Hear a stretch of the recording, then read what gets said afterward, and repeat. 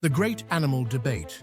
Ted was a 5-year-old expert. Ted, a well-respected news anchor, took a deep breath as he prepared for what was supposed to be an informative discussion. Tonight's topic was one he never anticipated. A 5-year-old child had stepped forward with a bold claim that had taken the internet by storm. Sitting across from him in a high chair, legs swinging excitedly, was the young expert.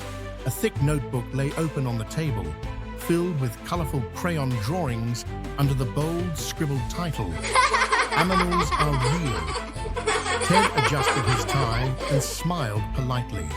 Welcome to the show. Can you explain to us why you believe aminals are real? The child's eyes sparkled with confidence. It's simple, Ted. Grown-ups got it wrong.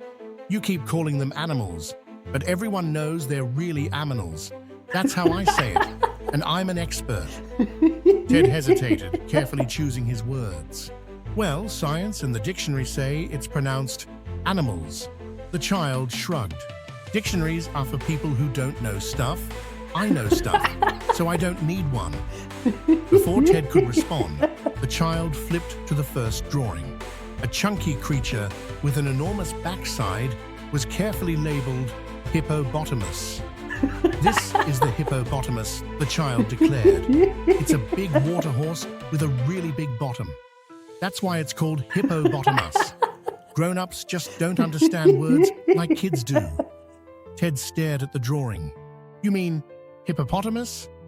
The child shook their head. No, Ted, you're not listening. Hippobottomus makes way more sense. Ted blinked. Because it has a big bottom?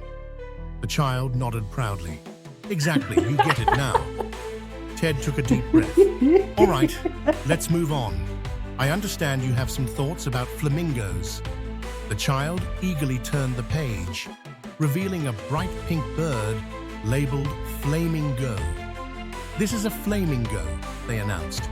People think it's called a flamingo, but that's wrong. It's actually flamingo because it goes everywhere. Ted frowned. Flamingos don't really go anywhere. They mostly just stand in water. The child gasped in shock. Oh, Ted, oh no. That is where you're so wrong. My uncle's friend's cousin saw a flamingo at a beach, and guess what? That's nowhere near a zoo. The child folded their arms. So clearly it goes places. Ted rubbed his temples. That's not exactly. Case closed, the child interrupted. Ted sighed. All right, what's this next one? The child flipped to a drawing of a long-necked, chubby creature with the label Giraffopottomus. This is a Giraffopottomus. It's like a giraffe, but with hippo's superpowers. Ted hesitated. What kind of superpowers? The child leaned in, as if sharing a great secret. It's really good at standing there and looking confused. Just like you, Ted. Ted exhaled slowly. Right. Well, we brought in an actual zoologist to fact-check some of these discoveries. The child raised an eyebrow.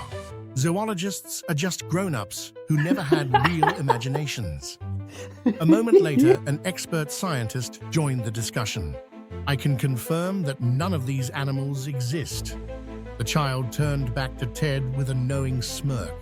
That's just what they want you to think. Ted sighed, flipping through more pages of drawings.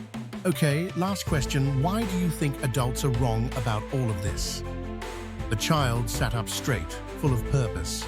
Because adults get so busy doing taxes and drinking coffee that they stop seeing the truth.